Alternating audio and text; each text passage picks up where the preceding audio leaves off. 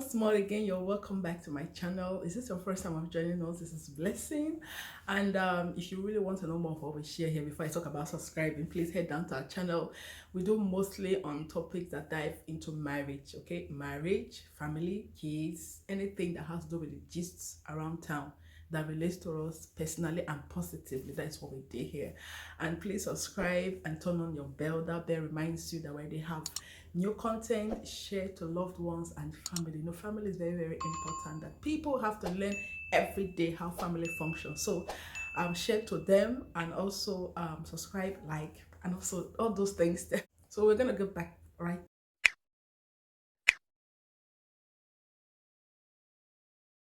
So welcome back. Thank you for staying back even up to this moment. So today you already know what the title you already know. Today we're going to be talking about a competitive topic. You already know what the title is.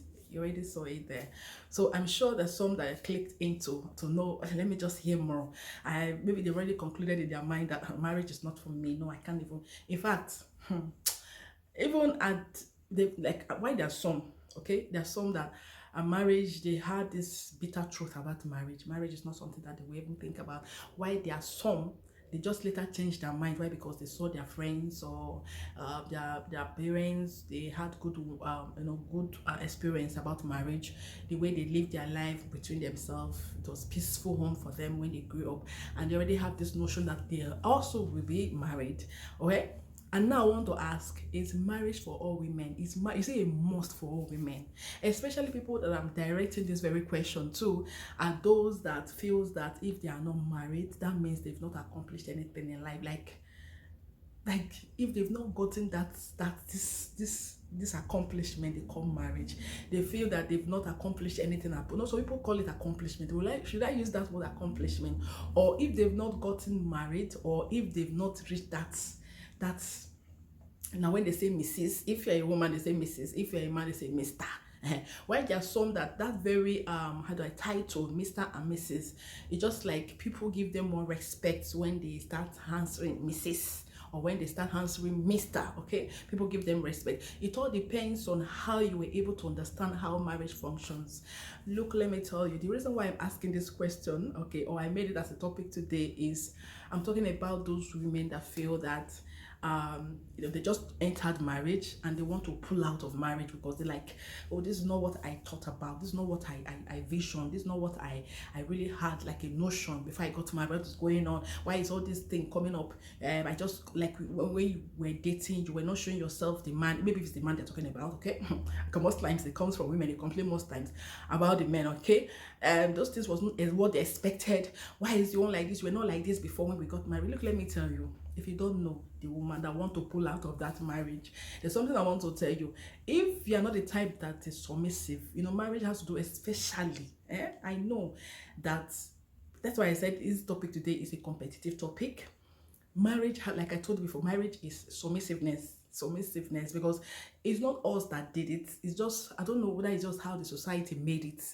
If you are not able to be submissive to a man, don't think about marriage as something that you want to delve into. I know what I'm talking about. If you are that ambitious type of person, my dear, even if I thought you are ambitious and you get married, there's no need of you complaining like, oh, you're not prepared. Why is all this thing just coming up? Look, please, let me tell you something that you don't understand.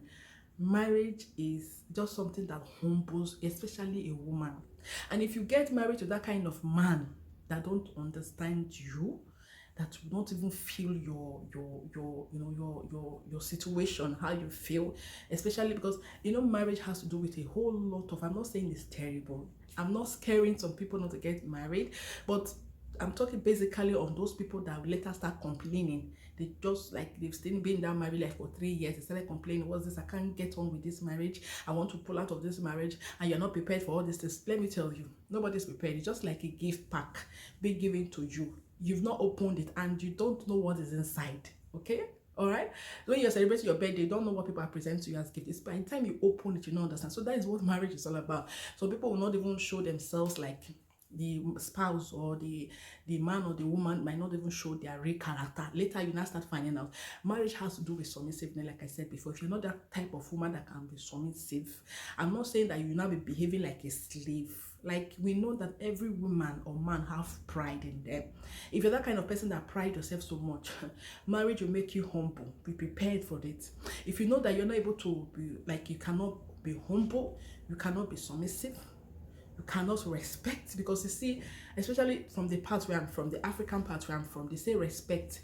If you don't give a man respect, that means there is, like, respect is just their own way of loving them. When you say you love a man, that means you respect that man. That is what our African part, the way they pose this word respect. You must respect your husband. No, that's why you hear from many men, if you're in the house, you hear them, you don't respect me. That respect is just like they carry, and the way God or Bible wrote this respect, it's not the way most men take respect these days. They take respect as if the woman have to be, obliged to you. The woman have to, everything you say, let's do it like that. That woman will do. That is not how it should be. Like, that woman also have a say, or her own say. That's what I mean. That woman also have her own say. If the woman said she disagrees with what is really, like, you're doing, or what is you are doing, or decision you're about to make is not right, and that woman disagrees, please respect her own decision. I'm talking about the men. And if you know, like, you, the woman out there, if you know you're going to be complaining later, and that mostly, what I understand mostly, it's just that the reason why some people pull out of marriage, because their husband has started complaining that they don't respect them. Apart from, like I always say, devil also sometimes also want to look for a way to break marriage, because devil doesn't like anything good. So devil doesn't also like anything that has to do with peace. You always like to destroy wherever there is peace. You and I, you know that. And if you're that kind of woman that's not patient enough to withstand really in that marriage, I'm not saying patient, like, if you are that kind of woman, that man always beats, my dear, look for how you're going to run away from there. I'm not talking about that part. If your man beats you, hits you, and doesn't respect you in the public, my dear, there's no need of you staying there in that marriage. People I'm talking about are those people that they complain because the husband complains to them that they don't respect them. My dear, the best you can ever do for is just not to reply. If you're having an argument, it's best to just ask God to give you the spirit of being mute. If you're able to be mute, because sometimes we may talk a lot, we might just talk and talk those things that we're not out of point. And it takes a man really that loves you, a man that is matured enough to withstand just talk things or arguments, like the way the woman talks or vibrates, or the way the woman replies. It takes a man of wisdom to be able to overlook or withstand those things that you do. Okay, so if you're in that marriage, there's only of you complaining. If you can't respect, I'm not talking about respect like when you wake up in the morning, yes, fine and good, it's good to greet. When you wake up, like, if you're having any argument, abusive words, those things I'm talking about, because men, they carry this respect as if respect, like, we know some motivational speakers, there are a lot of things they've said about respect. They said respect is just like a food you give to a man. The food that you feed a man with, that he feels so satisfied. If you give that man good food, you give that man love, you give that man everything, and don't give that man respect, they call it worthless.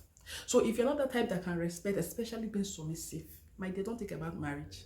Another thing is just that know that marriage will humble you. Like, what I mean by humble, if for instance before you got married, you were once a working type, you're once you were working in a big organization, you as a banker, or all those stuff, you were just this type of person that's a goal-oriented person, and especially when it has to do with your job, you have good job, okay, good job, and you just got married and you start having kids, and it's not going to be easy for you to be caring for the kids, and at the same time doing that job that you go for, your office job you go for, my dear, you have to think about one, except if you really want to leave your kids in the hands of maid. And we know that maids these days are not really, it's not a funny experience. So people, they've said a whole lot of things about this, diabolical things about what maid does.